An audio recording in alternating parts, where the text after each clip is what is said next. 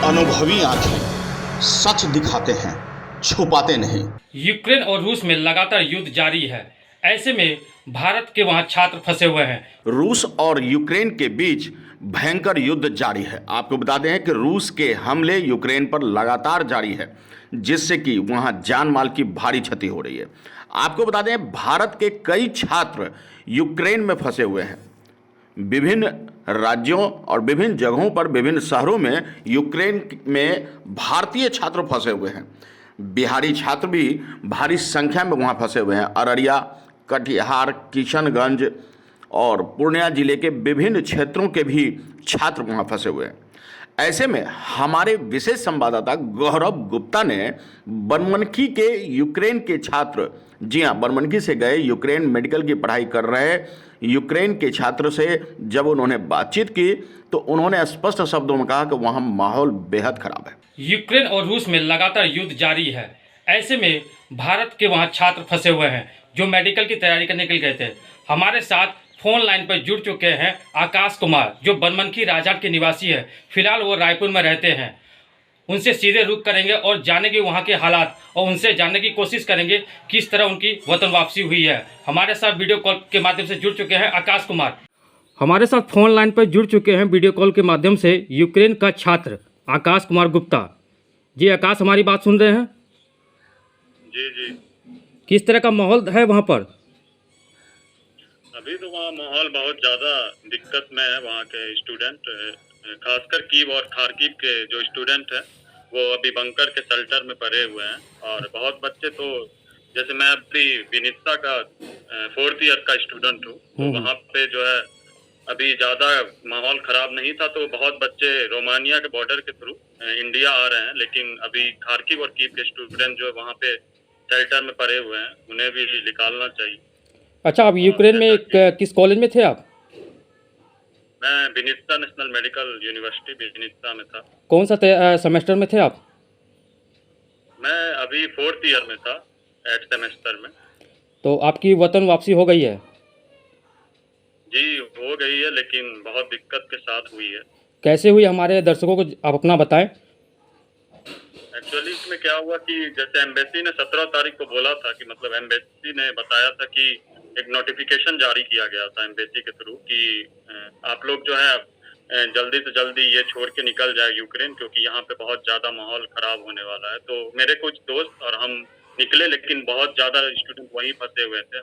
इसी तरह मैंने बहुत से पैसे में 40,000 रुपये में टिकट करवा के, बहुत दिक्कत से टिकट मिली, और मैंने उसके थ्रू 17 तारीख को वहाँ से मैं निकल गया कीव से।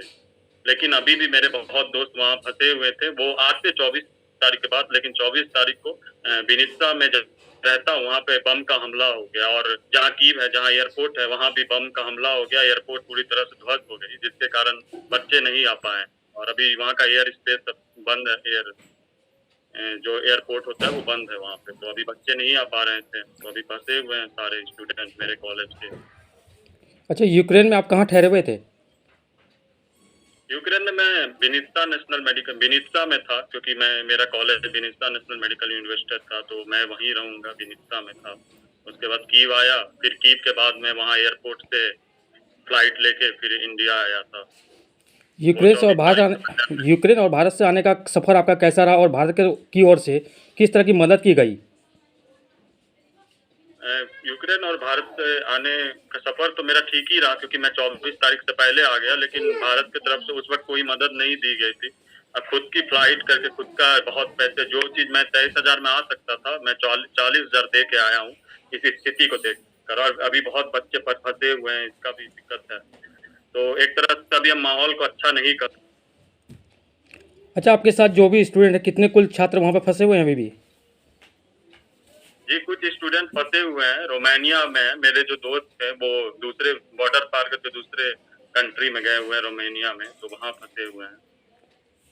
अभी उन्हें लाया जाएगा शायद। वहाँ के हालात के बारे में थोड़ा बताएं आप। वहाँ का हालात यही है कि जैसे बच्चों को बता दिया गया एम्बेसी के थ्रू कि आप विनित्सा छोड़ के आसपास के जो भी कंट्री है, नेबर कंट्री, वहाँ के बॉर्डर से आप जाएं, वहाँ आपका एम्बेसी वाले इंतजार कर रहे हैं। लेकिन मेरे बहुत सारे दोस्त थे, वो मतलब बस करके किसी तरह विनित्सा से बॉर्डर कंट्री यानी रोमानिया में प्रवेश करने की कोशिश की है। तो रात को तो उनको मतलब 24 घंटा, वहाँ बहुत ठंड था रात को, 24 घंटा वो रात भर पड़े रहे वहीं पे। फिर जाके उन्होंने बॉर्डर पार किया, मतलब बहुत ट्विटर हैंडल करने के बाद जाके कुछ हुआ।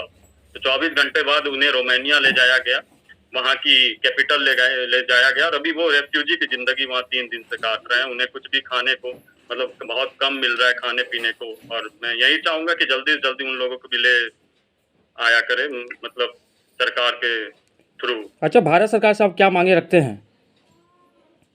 भारत सरकार से तो सर्वप्रथम यही मांग रखते हैं कि अभी जितने बच्चे वहाँ फंसे हुए हैं सबसे पहले उन्हें ले आए वहां से, क्योंकि अभी सबकी जिंदगी बहुत बड़ी कीमत होती है। और अगली बात मैं ये कहना चाहूंगा कि जैसे मेडिकल शिक्षा यहाँ पे जैसे प्राइवेट सेक्टर के मेडिकल कॉलेज में इतने दाम जो बढ़ा है, जिसके कारण बच्चे दूसरे कंट्री जाके पढ़ रहे हैं, अगर यहाँ वो चीज सस्ता कर दिया जाए और सीट बढ़ा दिया जाए तो बच्चे की जिंदगी में कुछ सुधार होगी। और उसके अलावा बस यही मैं चाहूंगा कहना कि बच्चों को जल्दी से जल्दी ले आया। अच्छा, हमारे दर्शक ये भी जानना चाहेंगे कि आप कहाँ के रहने वाले हैं और फिलहाल आप कहाँ पे हैं? अभी तो मैं रायपुर में हूँ, वैसे मेरा होम टाउन जो है बनमनखी पूर्णिया बिहार है। मैं राजहाट बनमनखी पूर्णिया बिहार का निवासी हूँ। चलिए आकाश जी, बहुत बहुत धन्यवाद, आपने हमें महत्वपूर्ण जानकारी दी और समय भी दिया, इसके लिए बहुत बहुत धन्यवाद। जी धन्यवाद आपका। उन्होंने कहा कि भारत सरकार जब तक कुछ मदद करती उससे पहले ही खतरे का अंदेशा देखते हुए मैं वहाँ से चला आया, लेकिन जो सफ़र लगभग 20-22 हज़ार में होनी थी उसके लिए दोगुनी कीमत चुकानी पड़ी। 40,000 रुपये खर्च करने के बाद वे भारत लौट पाए। उन्होंने कहा कि हमारे कई मित्र वहाँ विभिन्न जगहों पर फंसे हुए हैं, विभिन्न शहरों में फंसे हुए हैं और हालात बद से बदतर हो रहे हैं। ऐसे में सरकार को चाहिए कि भूखे प्यासे छात्रों की मदद करें और जल्द से जल्द उन्हें रेस्क्यू कर भारत बुला ले। इधर आपको बता दें कि भारत ने राजधानी कीव में फंसे सभी छात्रों को रेस्क्यू कर लेने की बात कही है। अब देखना होगा कि अन्य शहरों में फंसे भारतीय छात्र किस तरह अपने स्वदेश वतन लौट पाते हैं। आप अपने भरोसेमंद चैनल को पहले सब्सक्राइब कर चुके थे, लेकिन एक बार फिर से यह नए अंदाज में है, इसलिए फिर से आप इसे सब्सक्राइब जरूर करें। खबर देखने से पहले सब्सक्राइब बटन जरूर दबा दें, आपसे अनुरोध है यह।